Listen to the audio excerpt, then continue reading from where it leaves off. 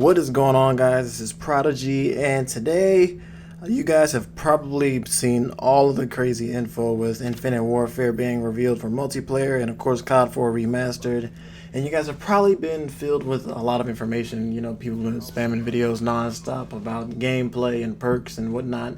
So I'm just gonna kind of, analyze everything and give you my general thoughts on everything that's been revealed so far, specifically with Infinite Warfare and multiplayer and how I think the game will be. And and there's also going to be a beta, as a quick side note, on October 14th, I believe. So I'm actually happy to hear that because, well, I'll get into that a little bit later. But just know there will be a beta come October 14th. So you guys will actually get to experience the game before it comes out. And I think that's a really good thing. Alright, so let's just get right into it. So by now you've probably all seen the multiplayer reveal trailer as well as some multiplayer gameplay from a lot of other YouTubers who are actually at COD XP. And straightforward, the game looks a lot like Black Ops 3. As far as the movement system goes, it's almost identical to Black Ops 3, pretty much. The same wall running mechanics, the same boost jumping mechanics with the thrust meter and all that. All that's pretty much exactly the same. So I mean, that as far as the movement aspect goes, expect it to be exactly like Black Ops 3, and that's a little disappointing because I was hoping there wouldn't be any wall running in the game. For my own personal reasons, I feel like that adds, a little bit too much randomness. People can do crazy things, get crazy high in the air, and be in weird spots that just kind of make the game too random and chaotic and unbalanced. But it's not a huge deal for me. It's definitely not a game-breaking thing for me. So I will still give the game a chance, but just know that the movement system is pretty much exactly like Black Ops 3. But as far as the actual looks in the game, I don't know why, but the game just looked like Advanced Warfare to me. Even though the movement system looked identical to Black Ops 3, it just seemed to move a little bit faster, and the colors of the game, it all kind of looked like Advanced Warfare. But I'm not saying that's a good or bad thing, just my own personal observation. But the game did look like it ran very smoothly.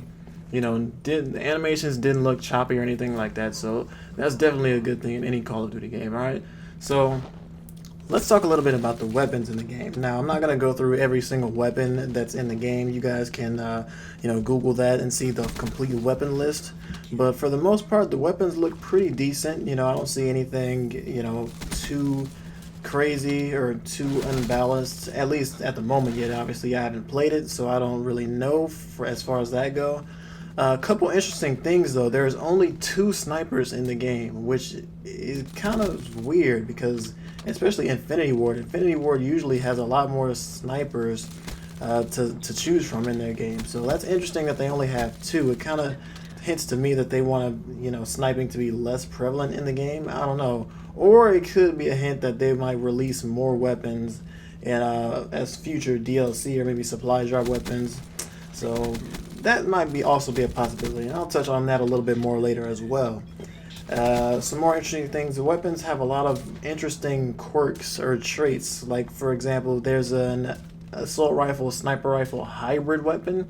We've never seen anything like that before. And there's also an SMG that can be broken down into akimbo pistols, whenever you want, to kind of be close range combat weapons. And that's definitely something we've never seen in a Call of Duty before. Something you able to break down an SMG and convert it into an akimbo weapon. It's kind of cool. I'm just wondering how it'll actually play.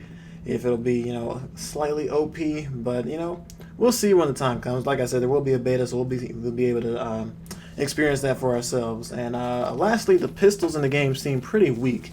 And that's not surprising, honestly, because usually in Infinity Ward games, the pistols aren't as dominant as Treyarch games. Treyarch is infamous for having ridiculously strong pistols. Black Ops 2, I mean, the pistols were some of the best guns in the game. Black Ops 3, the pistols were very strong.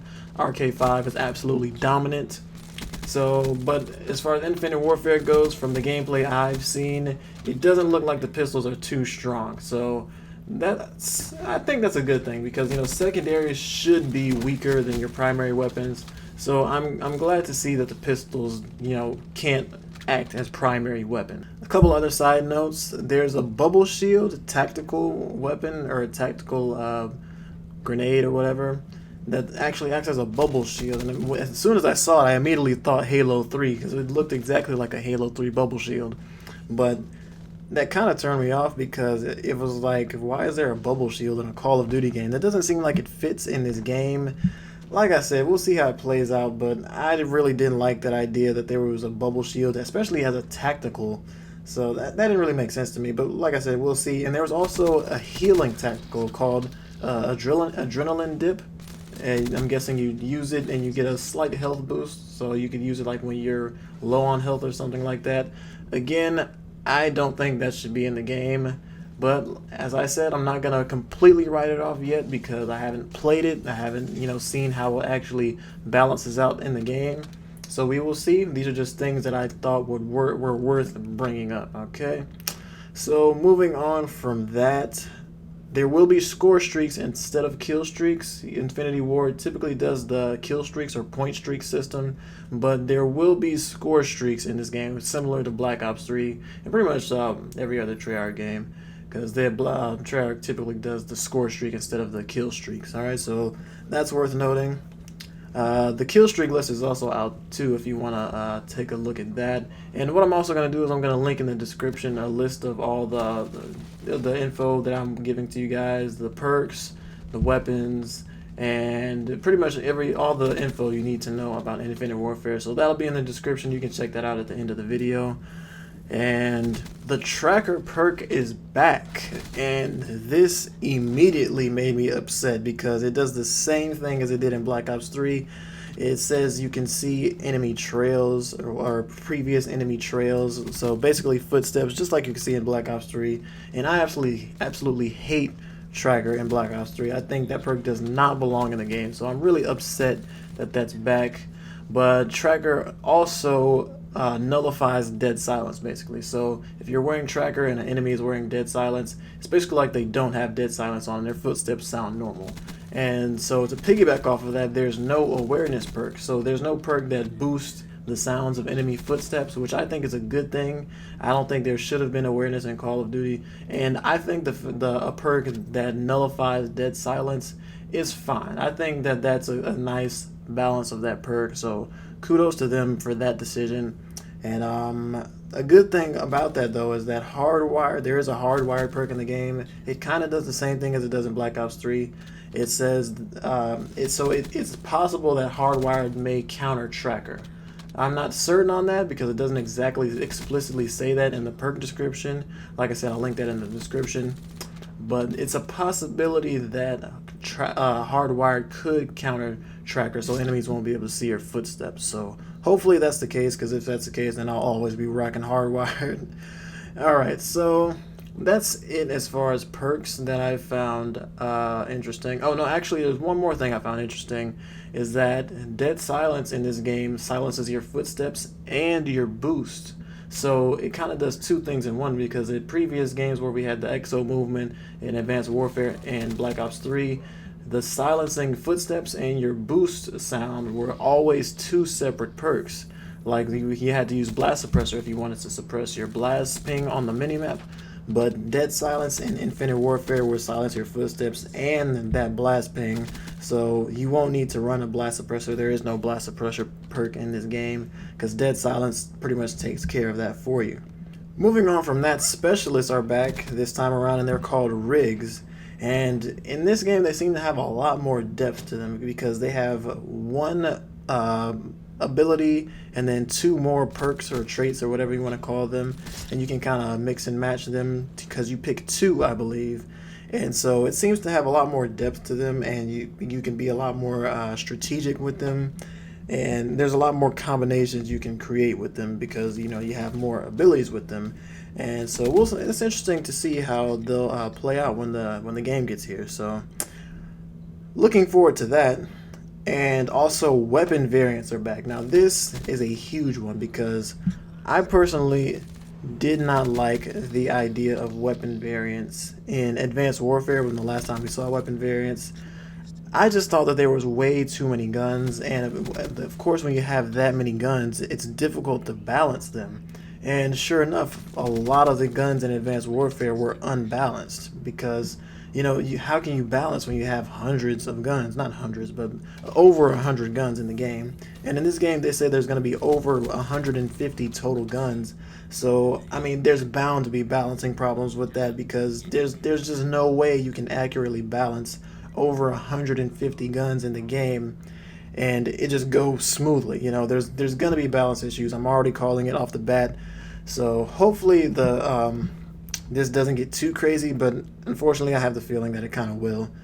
So moving on from that, and I'll also get back to the weapon variants a little later, but overall this game feels a lot more strategic than previous Call of Duty games, because like I said, there's several gun perks and abilities that you can put on your weapon variants. So I guess I'll go into a little more depth on that now. With the weapon variants, the guns can actually have perks on them. So kind of like if you think back to Modern Warfare 3, where you picked a gun, you also picked a proficiency with the gun, like impact, or I can't remember any of the rest of them now.